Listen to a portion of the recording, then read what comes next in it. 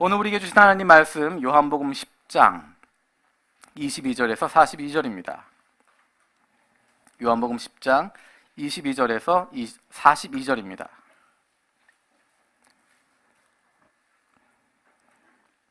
우리 한 절씩 저와 여러분 돌아가면서 읽도록 하겠습니다. 제가 먼저 읽겠습니다. 예루살렘의 수전절이 이르니 때는 겨울이라. 예수께서 성전한 솔로몬 행각에서 거니시니 유대인들이 애워싸고 이르되 당신이 언제까지나 우리의 마음을 의욕하게 하려 하나이까? 그리스도이면 밝히 말씀하소서 하니 예수께서 대답하시되 너에게 말하였으되 믿지 아니하는도다. 내가 내 아버지의 이름으로 행하는 일들이 나를 증거하는 것이오늘 너희가 내 양이 아니므로 믿지 아니하는도다. 내 양은 내 음성을 들으며 나는 그들을 알며 그들은 나를 따르느니라. 내가 그들에게 영생을 주노니 영원히 멸망하지 아니할 것이요 또 그들을 내 손에서 빼앗을 자가 없느니라. 그를 주신 내 아버지는 만물보다 크심에 아무도 아버지 손에서 빼앗을 수 없느니라. 나와 아버지는 하나이니라 하신대 다시 돌을 들어 치려 하거늘 예수께서 대답하시되 내가 아버지로 말미암아 여러 가지 선한 일로 너희에게 보였거늘 그 중에 어떤 일로 나를 돌로 치려 하느냐? 유대인들이 대답하되 선한 일로 말미암아 우리가 너를 돌로 치려는 것이 아니라 신성모독으로 인함이니 내가 사람이 되어 자칭 하나님이라 함이로다. 예수께서 이르시되 너희 율법에 기록된 바 내가 너희를 신이라 하였노라 하지 아니하였느냐? 패하지 못하나니 하나님의 말씀을 받은 사람들을 신이라 하였거든. 하물며 아버지께서 거룩하게 하사 세상에 보내신 자가 나는 하나님의 아들이라 하는 것으로 너희가 어찌 신성모독이라 하느냐?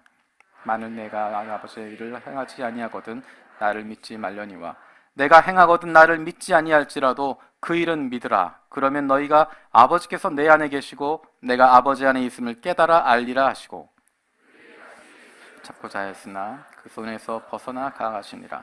다시 요단강 저편 요한이 처음으로 세례 베풀던 곳에 가사 거기 거하시니 사람이 왔다가 말하되 요한은 아무 표적도 행하지 아니하였으나 요한이 이 사람을 가리켜 말한 것은 다 참이라. 다 함께 읽겠습니다. 그리하여 거기서 많은 사람이 예수를 믿으니라. 아멘. 우리가 요한복음을 공부하면서 요한복음 말씀 같이 나누면서 나와 있는 몇 가지 특징 중에 한 가지가 그 시기에 대한 이야기를 한다는 것입니다. 지금이 언제다라고 하는 것을 밝힙니다. 우리 22절 말씀 읽어보겠습니다. 22절입니다. 시작. 예루살렘의 수전절이 이르니 때는 겨울이라. 성전 봉헌절이 되었는데 때는 겨울이었다라고 이야기합니다. 수전절이라고 하는 절기가 뭘까? 우리가 잘 알고 있는 6월절도 아니고 7.7절, 오순절도 아니고 그리고 초막절도 아니고 이 수전절이라고 하는 절기는 유대의 3대 명절 가운데 하나는 아닙니다. 신명기에서 이야기하고 있는 명절 가운데 들어가 있지 않은 부분인데 유대인들이 굉장히 중요하게 생각하고 있는 명절이었습니다. 그날을 성전 봉헌절이라고도 부르기도 하고 또는 하누카, 빛의 절기라고 부르기도 합니다. 이스라엘이 로마의 핍박을 받고 있을 때, 그 이전에 그리스에 의해서 침략을 받아서 그 땅이 식민지가 되어 있을 때, 마지막 그리스 통치의 마지막 때쯤 되었을 때 안티오쿠스 에피파네스라고 하는 왕이 예루살렘 성전을 더럽히게 됩니다. 그곳에서 그리스 신들에게 제사를 드리게 되고 유대인들이 생각할 때 가장 더럽다고 생각하는 돼지를 잡아서 거기에 피를 뿌리고 그 성전을 더럽히게 됩니다. 마카비 형제가 마카비 가문에서 혁명을 일으키게 되어지고 그것을 접수하게 되어진 승리하게 되어져서 첫 번째 한 일이 성전을 깨끗게 청소하는 것이었습니다. 그것이 BC 164년 수전절에 있었던 일입니다. 그래서 더러워진 성전, 사람이 중심되었던 성전, 그것을 깨끗게 만들고 하나님께 다시 바치는, 하나님이 중심되고 하나님이 주인 되시는 그날을 선포하는 것이 바로 수전절, 성전 봉헌절이고 그날에는 각 가정마다 깨끗한 기름으로 불을 피워서 온 집안을 등불로 밝혀두었습니다. 그래서 밝게 빛나게 되어지는, 빛이 비추게 되어지는 빛의 절기라고 부르게 되었습니다.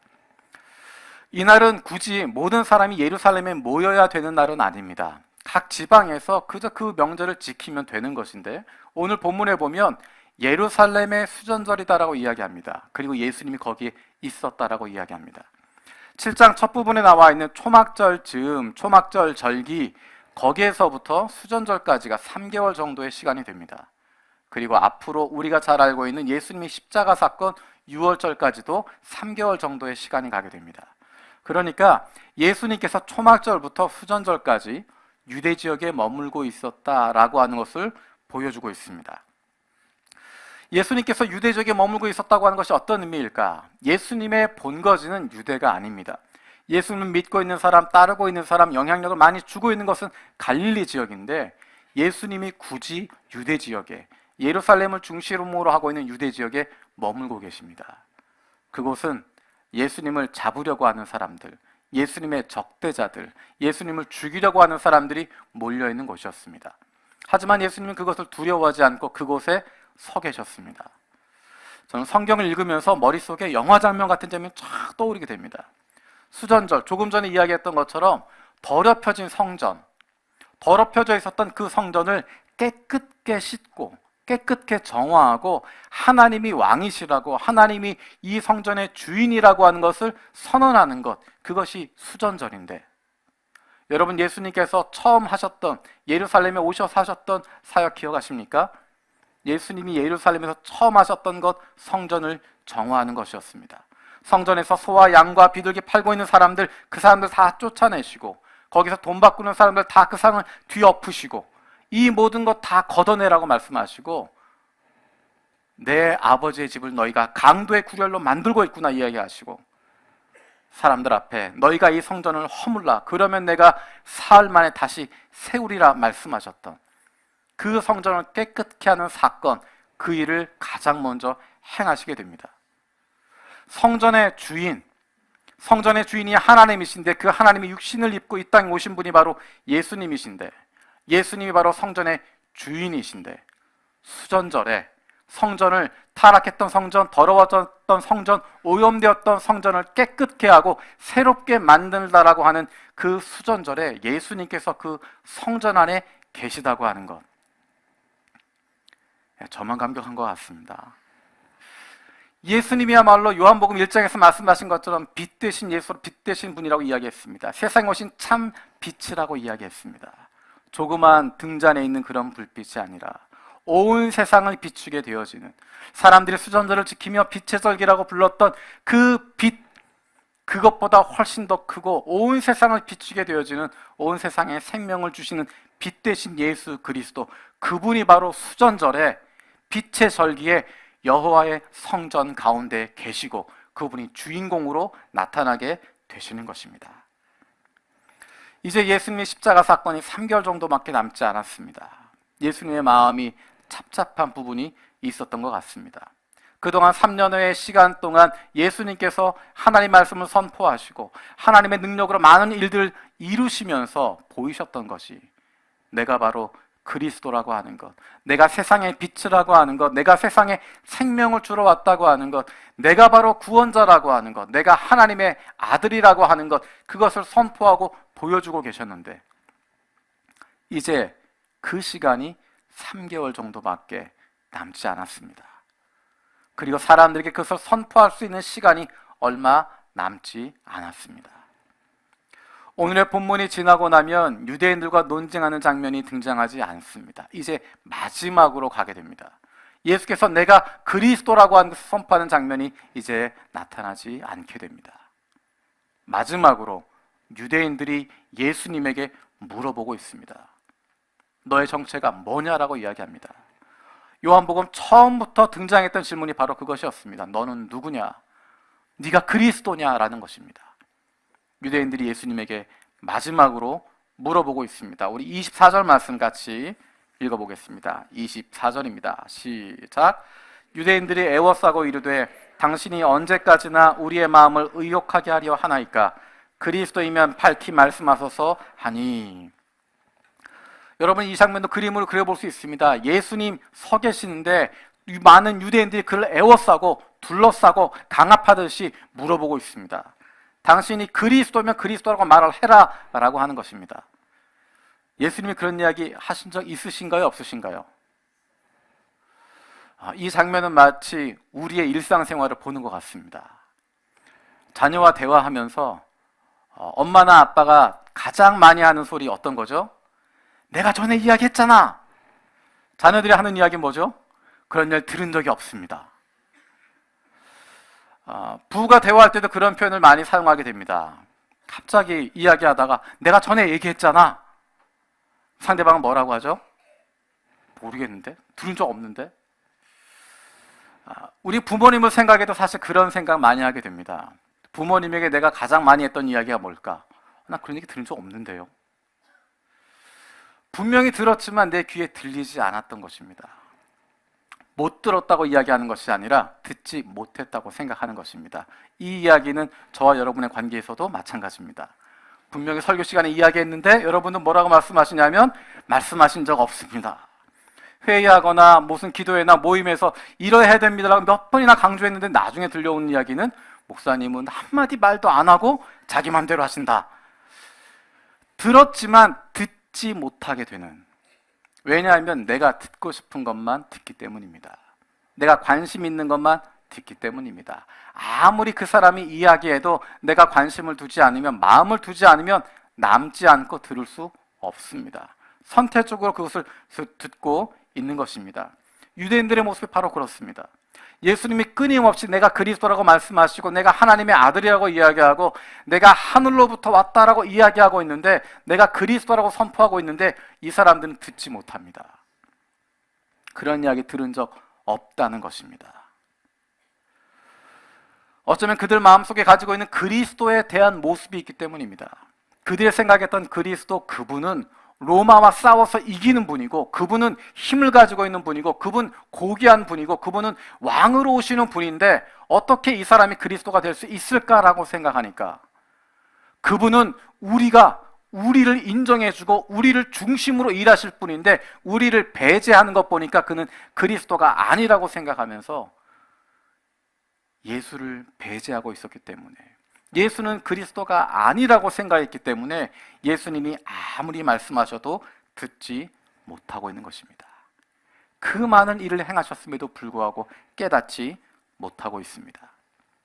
또 한 가지, 24절에서 유대인들이 예수님에게 당신이 그리스도면 그렇게 이야기해 주십시오라고 말하는 부분에는 그들 안에 갈등이 있었다고 하는 것을 보여주고 있습니다.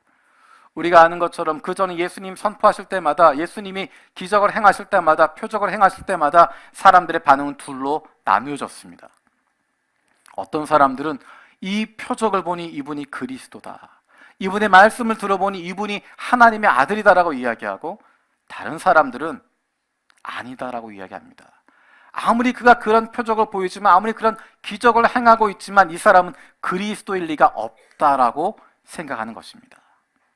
많은 사람들이 나누어지게 됩니다. 예수를 믿는 사람과 예수를 거부하는 사람, 예수를 따르려고 하는 사람과 예수를 저버리려고 하는 사람은 둘로 나누어집니다. 이 나누어짐은, 이 갈등은 사람들 가운데 있는 것이 아니라 마음속에도 있습니다. 마음속 한편에 이분이 그리스도가 아닐까, 이분이 이렇게 말씀하시는 것 보면, 이런 일들을 행하시는 것 보면, 이런 일들이 나타나는 것을 보면 이분이 정말 하나님의 아들이 아닐까, 하나님이 아닐까, 하나님이 보내신 분이 아닐까. 그러나 한편으로는 이 사람은 그리스도일 리가 없어, 우리가 알고 있는 지식에 따르면, 우리가 생각하는 것에 따르면 이분은 그리스도일 리가 없어.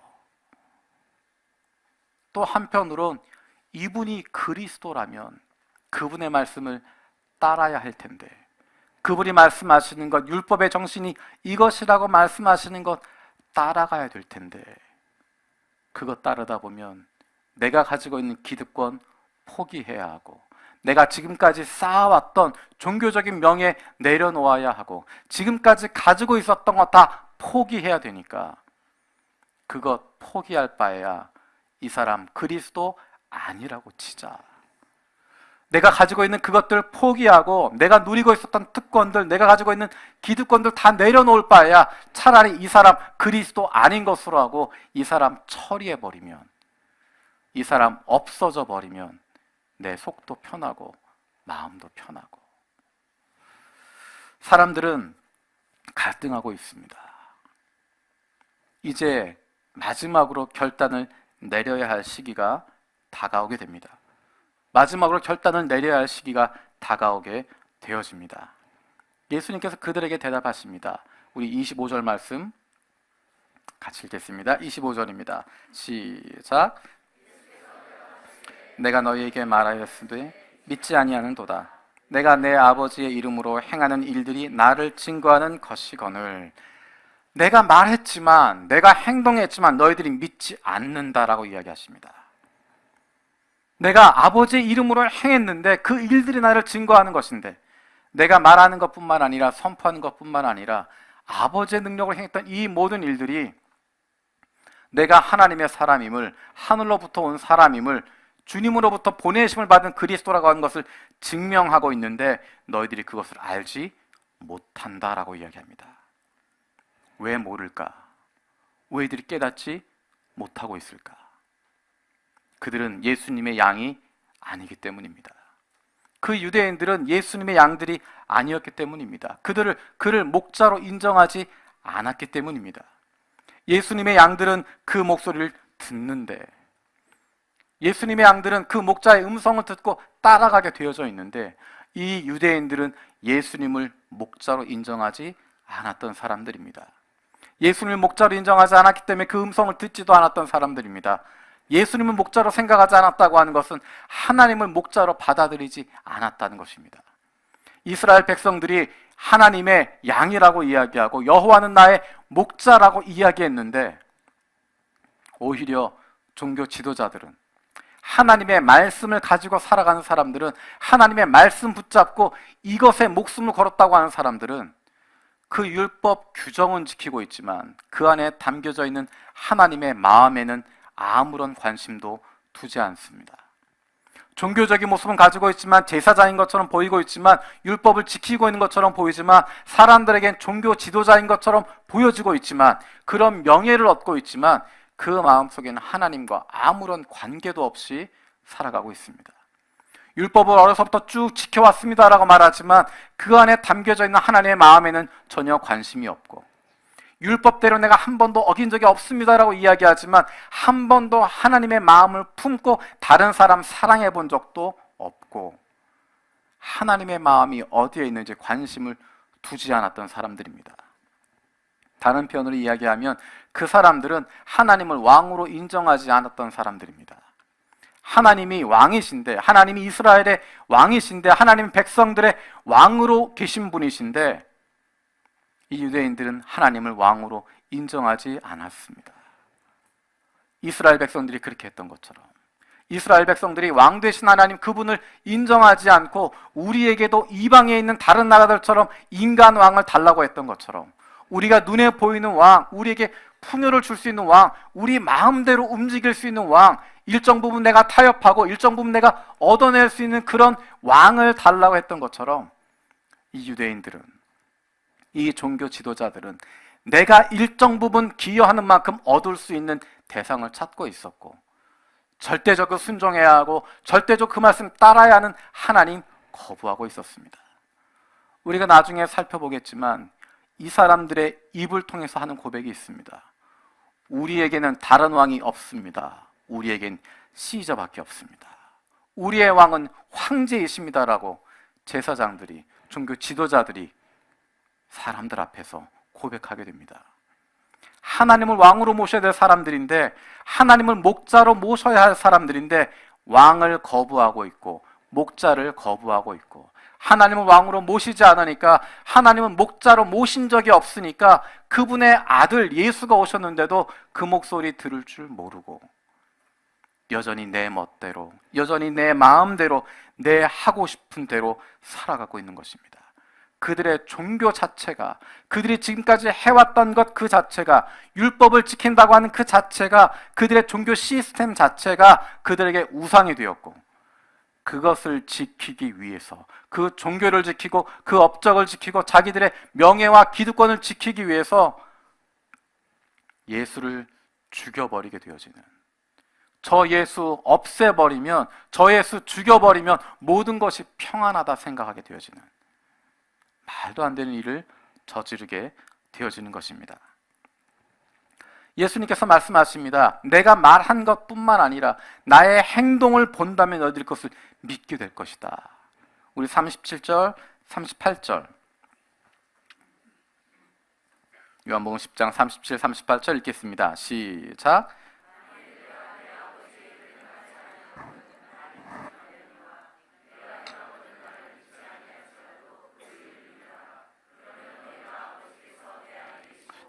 내가 아버지 안에 있음을 깨달아 알리라 하시니.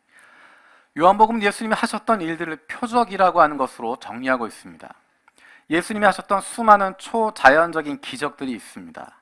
그것을 다 기록할 수 없는데 그 가운데 7가지를 선택해서 표적이라고 하는 단어로 요한복음에 기록하고 있습니다.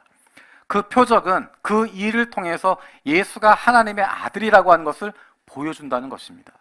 이 표적을 보면, 이 사건을 보면 이분이야말로 하나님의 아들이구나, 하나님이 보내신 분이구나, 이분이 그리스도구나 하는 것을 믿게 만들어주는 사건들, 그래서 표적이라고 기록하고 있습니다. 예수님께서 내 말을 믿지 못한다고 하더라도 내가 했던 그 일들, 사람의 능력이 아니라 하나님의 능력으로 행했던 그 일들을 본다면 그 일을 통해서 믿을 수 있다라고 말씀하십니다. 그 일을 믿으면 예수 안에 하나님이 계시고 하나님 안에 예수가 계시는 것 믿게 될 것이다. 다시 말하면 예수가 하나님의 아들이라고 하는 것, 예수를 향하여 나의 주, 나의 하나님이라고 고백하게 될 것이라고 말씀하고 있습니다. 요한복음에는 7가지의 표적이 등장하고 있습니다. 사람이 할 수 있는 것이 아니라 이 사건을 통해서 예수가 하나님의 아들이라고 하는 것을 증명할 수 있는, 보여줄 수 있는 7가지의 표적이 나타나 있습니다. 믿지 못하시겠지만 벌써 6개가 지나갔습니다. 이제 한 가지의 표적밖에 남지 않았습니다.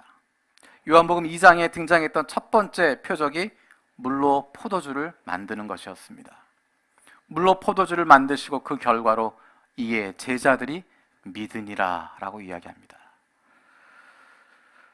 요한복음 4장에서 왕의 신하의 아들을 고치시는 표적이 나타나게 됩니다.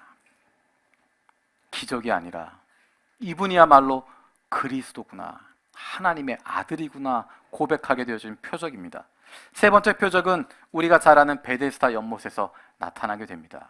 38년 된 병자를 찾아가셔서 그를 고치십니다. 그를 통해서 많은 사람들이 예수를 믿게 됩니다. 기적이 아니라 표적이라고, 그가 하나님의 아들이라고 하는 것을 믿게 되는 표적을 보여주십니다. 요한복음 6장에는 5,000명을 먹이신 사건이 나타납니다. 남자만 5,000명, 여자와 아이들 합치면 대충 생각해도 15,000, 2만 명이 넘는 수많은 사람들을 먹이신 사건. 이것은 단순히 많은 사람들을 먹였다는 것이 중요한 것이 아니라 이 사람들이 예수님의 그 표적으로 말미암아서 예수님 만드신 그것 먹고 사는 것처럼, 예수를 먹고 예수의 피를 마시지 않으면 살 수 없다고 하는, 예수님이야말로 이 땅에 오셔서 자기의 몸을 찢어주시는, 자기의 모든 것 내어주시는 생명의 주라고 하는 것을 보여주는 표적이 되는 것입니다. 그리고 물 위를 걸어오시는 그 표적을 통해서 온 만물을 다스리시는, 온 만물의 구주가 되시는 그 주님의 모습을 보여주고 있습니다. 그리고 지난 시간에 살펴보았던 9장에 나타났던 날 때부터 맹인되었던 청년을 고치시는 표적을 통해서 태초 이후로 날 때부터 눈 멀었던 사람 난 적 없다고 이야기했는데 하나님의 능력이 아니면, 하나님의 손이 아니면 이런 일이 있을 수 없다 고백하게 되어지는 그 표적을 행하시게 됩니다. 이제 11장에 가면 마지막 표적이 남아 있습니다. 그 표적은 바로 죽은 나사로를 살리시는 표적입니다. 이미 6가지의 표적이 나타나 있는데 그 표적을 보고도 믿지 않습니다. 2월 달에 나사로에 대한 말씀을 같이 나누게 될 텐데 그 표적까지 보고도 믿지 못합니다. 예수가 하나님의 사람이라고 하는 것, 하나님으로부터 보내심을 받았다고 하는 것, 그가 그리스도라고 하는 것 믿지 못합니다. 사실은 믿지 않기로 작정했기 때문입니다. 눈으로 보고 있지만 보지 않기로 각오했기 때문입니다. 선포하시지만 듣지 않기로 마음을 굳게 먹었기 때문입니다. 그래서 그들은 보아도 보지 못하고 들어도 듣지 못하고 만져도 깨닫지 못하게 됩니다. 그들의 모습이 바로 26장에 나와 있는 모습입니다. 우리 26절에 나와 있는 모습입니다. 같이 읽겠습니다. 26절입니다. 시작. 너희가 내 양이 아님으로 믿지 아니하는도다. 이와 대조된 모습이 27절에 나와 있는 모습입니다. 27절 같이 읽겠습니다. 시작. 나는 그들을 알며 그들은 나를 따르느니라. 예수를 따르고 있는 사람들, 예루살렘에 있었던 유대인들은, 예수를 믿지 않기로 작정했던 사람들은, 듣지 않기로 마음먹었던 사람들은, 그의 표적을 아예 무시하기로 생각했던 그들과 대조되는 모습이 27절에 나와 있고 또한 40절에서 42절에 나타나 있습니다. 우리 40절에서 42절 같이 읽겠습니다. 시작.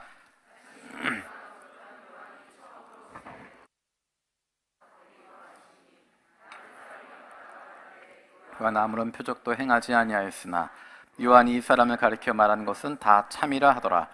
그리하여 거기서 많은 사람이 예수를 믿으니라. 아멘. 예루살렘에서 수많은 유대인들이 예수를 거부하고 예수를 죽이려고 했던 것과 완전히 반대된 모습이 요단강 저편에서 나타나게 됩니다. 요단강 저편, 그 모습은 세례요한이 처음 등장하게 되었던 것이고 세례요한이 세례를 주었던 장소입니다. 그리고 그곳은 요한복음 1장에서 세례요한이 예수님을 가리켜 보라, 세상 죄를 지고 가는 하나님의 어린 양이라고 이야기했던, 저분이 바로 그리스도라고 증거했던 그 장소입니다. 세례요한은 아무런 표적도 행하지 않았습니다. 어떠한 기적에 대한 이야기도 등장하지 않습니다. 하지만 세례요한 자신이 표적이 되었습니다. 조금 전에 이야기했던 것처럼 표적이라고 하는 것은 예수가 그리스도라고 하는 것을 나타낸다고 이야기했는데, 예수가 하나님의 보내심을 받은 자라고 하는 것, 드러내는 것이라고 이야기했는데, 세례요한 그의 삶 자체가 예수가 그리스도라고 하는 것, 예수가 하나님의 아들이라고 하는 것, 그것을 증거하고 있는 것이었습니다. 그래서 세례요한에게 귀를 기울이고 있는 사람들은 예수님의 메시지를 들을 수 있었습니다. 세례요한에게 주목하고 있었던 사람들은 예수님을 볼 수 있었습니다.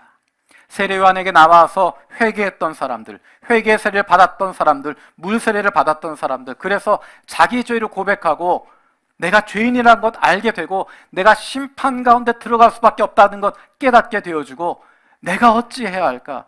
나를 구원해 주십시오라고, 주여 나를 구원하소서라고 기도했던 사람들, 그 앞에 무릎 꿇었던 사람들, 그 사람들이 생명을 주시는 예수 그리스도를, 살려주시는 예수 그리스도를, 구원을 주시는 예수 그리스도를 만나게 되는 것입니다.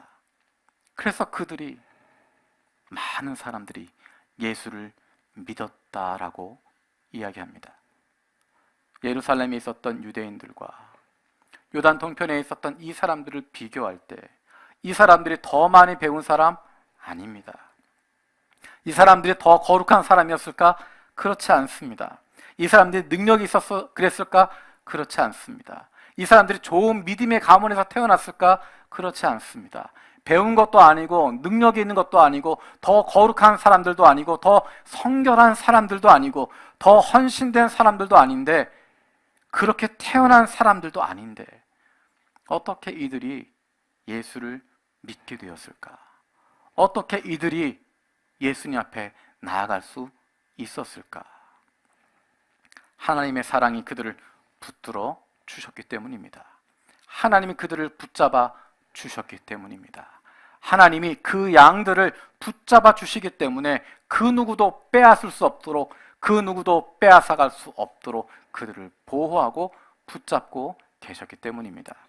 우리 28절, 29절 말씀 같이 읽겠습니다. 28절, 29절입니다. 시작.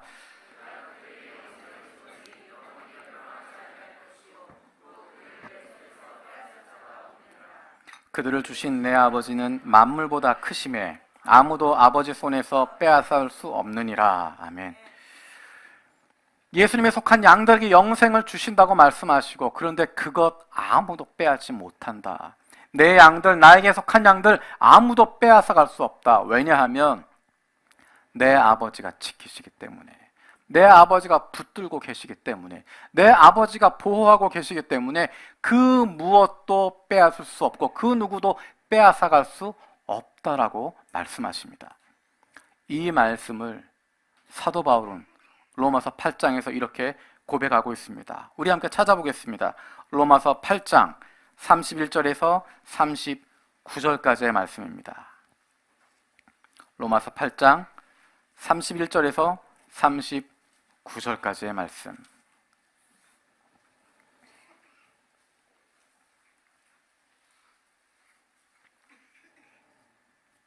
함께 읽도록 하겠습니다. 시작. 그런즉 이 일에 대하여 우리가 무슨 말하리요? 만일 하나님이 우리를 위하시면 누가 우리를 대적하리요?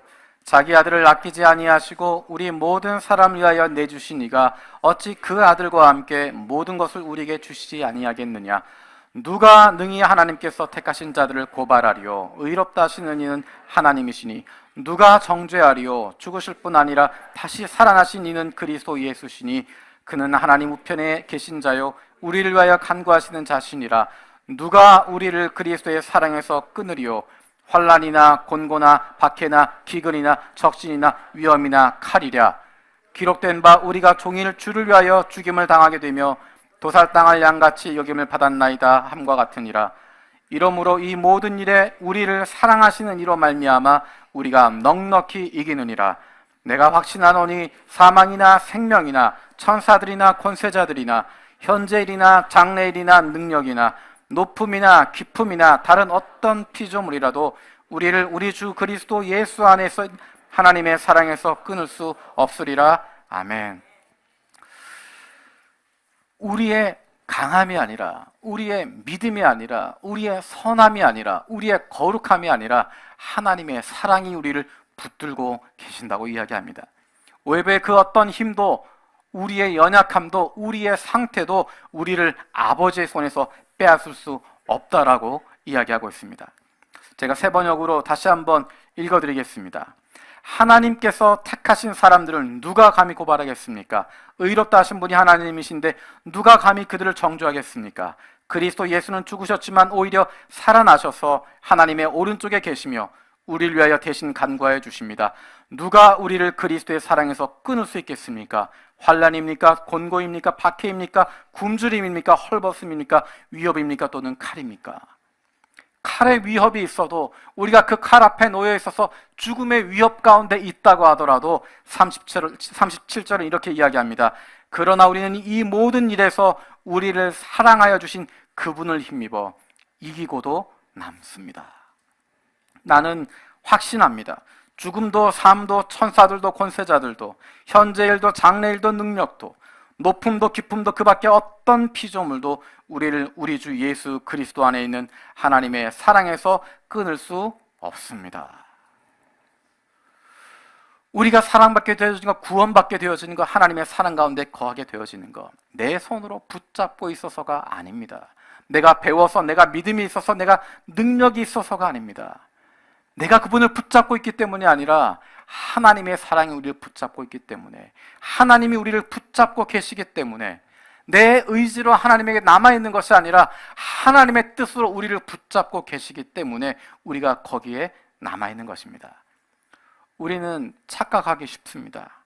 기분이 좋을 때, 컨디션이 좋을 때, 영적으로 은혜 받았다고 생각할 때, 영적으로 충만할 때, 열심히 기도하고 말씀 읽는다고 생각할 때, 내가 열심히 봉사하고 헌신할 때, 내가 하나님 앞에 떳떳하다고 생각할 때 하나님께 사랑받는다고 생각하지만, 그렇지 못할 때, 기분이 나쁠 때, 우울할 때, 힘들어질 때, 건강이 나빠질 때, 내가 하는 사업이 어려움 가운데 당하게 되어질 때, 다른 사람과의 관계가 틀어지기 시작할 때, 내 마음 차가워지고 기도할 수도 없고 하나님의 말씀 가까이 하지도 못하게 되어지고 내가 정말 예수 믿는 사람다운가 생각하면서 힘들고 어려운 마음이 들 때 그 순간에는 마치 하나님 나를 사랑하지 않는 것처럼, 하나님은 나와 관계 없는 것처럼, 하나님은 나를 떠나신 것처럼 느끼게 되어질 때가 있습니다. 나의 영적인 상태에 따라서 내가 웃고 있을 때, 내가 기뻐하고 있을 때, 내가 거룩한 모습으로 하고 있을 때는 하나님이 나를 사랑하시는 것 같지만, 내가 힘들고 어려울 때는, 내가 시험 들어 있을 때는, 내 마음 무겁고 아플 때는 하나님이 나를 사랑하시지 않는 것처럼 착각하게 되어집니다. 나의 영적인 상태에 따라서 하나님의 반응도, 하나님의 사랑도 달라진다고 생각합니다. 하지만 성경은 그렇지 않다라고 이야기합니다.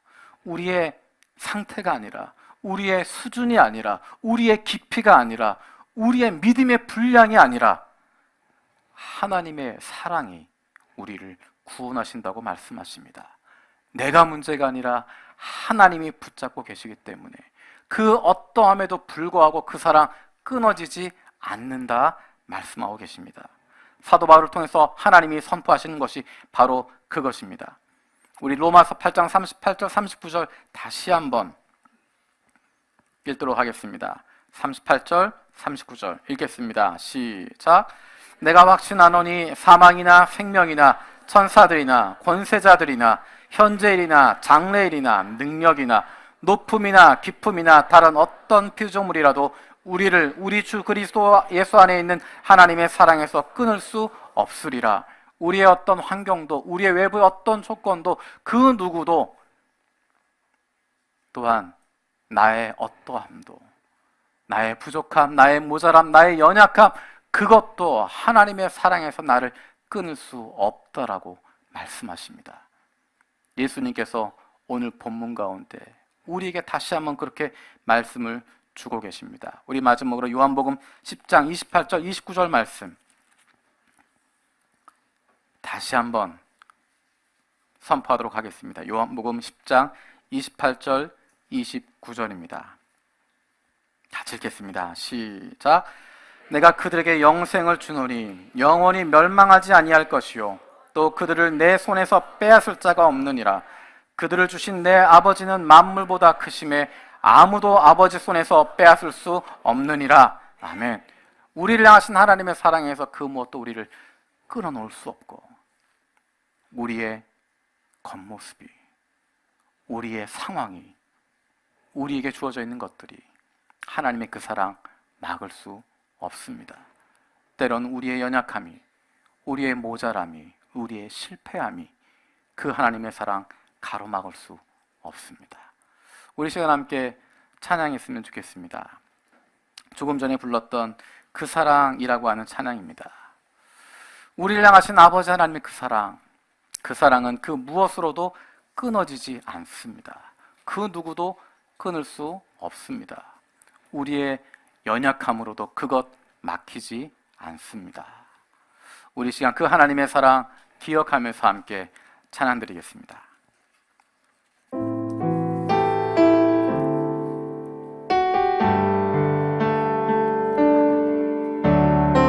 아버지 사랑 내가 노래해, 아버지 은혜 내가 노래해. 그 사랑 변함없으신, 거짓 없으신 성실하신 그 사랑, 상한 갈 때 꺾지 않으시는, 상한 갈 때 꺾지 않으시는, 꺼져가는 등불 끄지 않는 그 사랑, 변함없으신, 거짓 없으신 성실하신 그 사랑,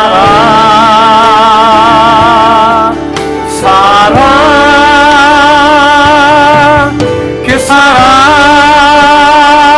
날 위해 죽으신, 날 위해 다시 사신 예수 그리스도 다시 오실 그 사랑 죽음도 생명도 천사도 하늘의 어떤 권세도 끊을 수 없는 영원한 그 사랑 예수 아버지 사랑 아버지 사랑 내가 노래해 아버지 은혜 내가 노래해 그 사랑 변함없으신 거짓없으신 성실하신 그 사랑 상한 갈 때 꺾지 않으시는 사냥 갈 때 꺾지 않으시는 꺼져가는 등불 끄지 않는 그 사랑 변함없으신 거짓없으신 성실하신 그 사랑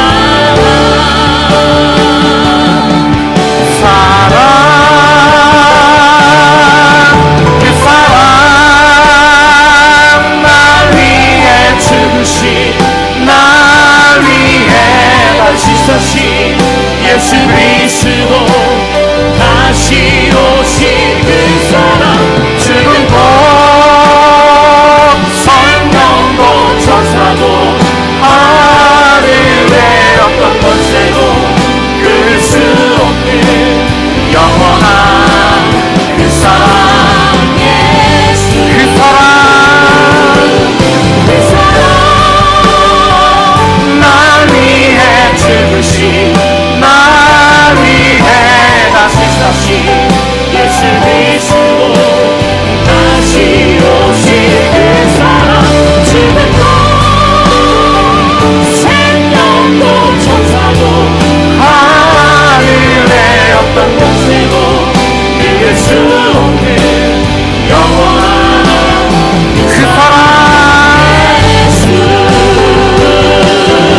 그 사랑 날 위해 죽으신 날 위해 다시 사신 예수 그리스도 다시 오신 그 사랑 죽음도 생명도 천사도 하늘의 어떤 권세도 끊을 수 없는 영원한 그 사랑 예수 그 사랑 날 위해 죽으신 날 위해 다시 사신 예수 그리스도 다시 오실 그 사랑 죽음도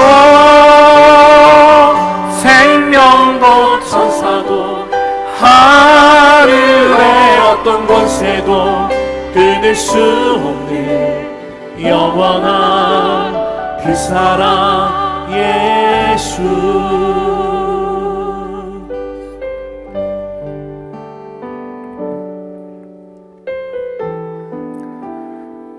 이제 함께 기도하기 원합니다. 예수님이 선포하신 것처럼 사도 바울을 통해서 우리에게 말씀하시는 것처럼 그 무엇도 끊지 못하는 하나님의 사랑을 우리가 받고 있는데, 하나님의 사랑받은 아들이고 사랑받은 딸인데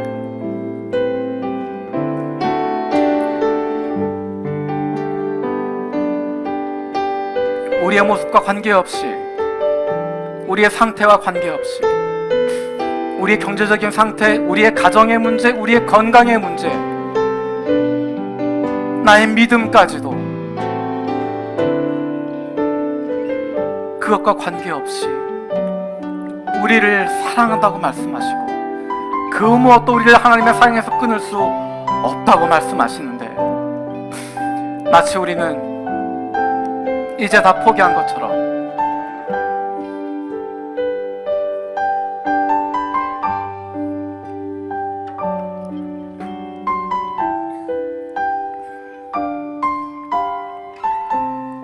나는 안 된다고 생각하고,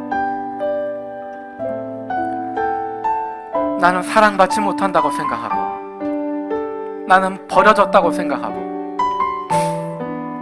이 자리에 와서 겉으로는 은혜 받고 있는 척하고 있지만 밖으로는 신앙이 있는 것처럼 보이고 있지만 이런저런 이유로 신앙 저버리고 믿음 떠나버리고 이곳에 몸만 와서 앉아있는, 그냥 자리만 지키고 앉아있는, 바로 나를 하나님이 사랑하신다고 말씀하십니다. 하나님이 그 사랑을 받고 있는데 내 모든 것 내어주시기까지 그렇게 나를 사랑하고 계시는데, 그렇게 사랑받는 존재인데 왜 그렇게 살고 있습니까? 하나님이 그 놀라운 사랑을 받고 있음에도 불구하고 사람과의 관계가 깨어졌다고 해서, 다른 사람 신뢰할 수 없다고 해서, 내 경제적인 것 어렵다고 해서, 내 건강의 문제가 힘들어졌다고 해서, 내 가정 내가 다 망가뜨렸다고 해서 하나님과 관계없는 사람인 것처럼 이 자리에 나와 있지만 하나님은 남처럼 여기게 되어지고 나는 사랑받지 못하고 나는 버려진 존재라고 생각하는 우리에게 이 시간 주님이 말씀하십니다. 그럼에도 불구하고 내가 너를 사랑한다.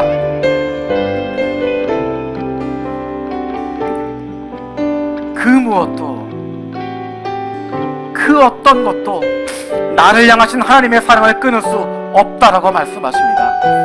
죽음도 생명도 천사도 하늘의 어떤 권세도 다른 사람과의 관계도 때로는 나의 부끄러운 신앙의 모습도 그 무엇으로도 하나님의 놀라운 사랑에서 우리를 끊을 수 없습니다. 이 시간 기도할 때 하나님 내 마음을 열어주시고 하나님 앞에 다시 한번 나갈 수 있게 해주시고 하나님의 그 사랑 다시 한번 경험하게 하여 주시옵소서. 내 마음을 열고 주님 앞에 손 내밀고 나아갈 수 있도록 하나님 내 마음을 움직여 주시옵소서라고 이 시간 같이 기도하며 나가겠습니다.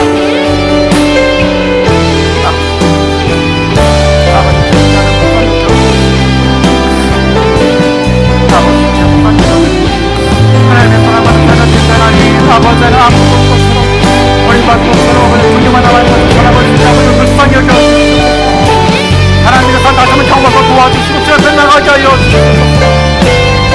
다른 사람과의 관계는 끊어졌지만 그 사람을 신뢰할 수 없고 그 사람을 믿을 수 없지만 하나님은 바라보게 하여 주시고 내 믿음 약해졌지만 무너졌지만 부끄럽지만 아무런 믿음 남아있는 것 같지 않지만 껍데기만 남아있는 것 같지만 그럼에도 불구하고 나를 사랑하시는 그 하나님 다시 한번 만나게 하여 주시옵소서. 우리의 비어있는 마음, 우리의 썩어지는 그 마음을 예수 그리스도의 사랑으로 다시 채워주시고 하나님의 사랑으로 회복되게 하여 주시고 하나님 우리의 가정이 다시 살아나게 하여 주시고 우리의 삶이 새로워질 수 있도록 아버지를 역사하여 주시옵소서. 우리와 함께 하신 하나님 만나게 하여 주시옵소서. 나를 향하신 하나님을 사랑한다 말씀하신 그 하나님의 사랑 경험하게 하여 주시고 그 사랑 깨닫게 하여 주시고 그 주님 보게 하여 주시고 그 말씀 듣게 하여 주시고 그 하나님 향하여 손 다시 내어밀 수 있도록 주님 향하여 손을 내어밉니다. 부끄럽지만 모자라지만 연약하지만 다시 손을 내밀오니 아버지 우리 손을 붙잡아 주시옵소서. 내 손을 붙잡아 주시고 하나님의 사랑으로 나를 가득 채워주셔서 다시 살아나게 하여 주시고 다시 일어나게 하여 주시고 다시 하나님의 자녀의 기쁨과 즐거움을 누리며 살아갈 수 있도록 아버지 함께하여 주시옵소서. 나에게 오신 예수 그리스도 그분을 인정하게 하여 주시고 그를 만날 수 있도록 도와주시옵소서. 우리 가운데 함께하여 주시옵소서. 하나님 감사합니다.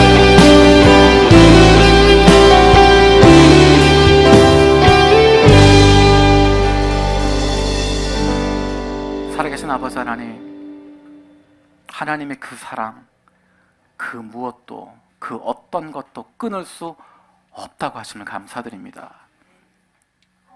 나는 버려진 줄 알았는데 떠나는 줄 알았는데 나를 향하신 하나님의 사랑 내가 다 망쳐버린 줄 알았는데 끝났는 줄 알았는데 그 무엇도 나의 사랑하는 아들 나의 사랑하는 딸 빼앗아갈 수 없다고 말씀하시고 하늘과 땅을 지으신 그 하나님께서 우리를 품고 계시고 떨어지지 않게 하시고 빼앗기지 않도록 꼭 붙들고 계심을 감사드립니다. 우리를 향하신 그 하나님의 사랑이 그 무엇으로도 끊어지지 않는다고 하는 것, 나의 연약함과 믿음 없음에도 불구하고, 나의 모자람에도 불구하고 내가 다 망쳐버렸다고 생각했지만 여전히 우리를 향하신 하나님 아버지의 그 놀라운 사랑, 우리를 향하여 있음을 다시 한번 깨닫습니다. 이제 용기를 내어 주님 앞에 손 내어 밀 수 있는 저희들 되게 하여 주시고, 우리를 향하신 그 놀라운 사랑 날마다 날마다 풍성하게 누릴 수 있도록, 그 기쁨과 즐거움 가운데 거할 수 있도록 하나님 인도하여 주시옵소서. 감사드리고 예수님의 이름으로 기도드립니다. 아멘.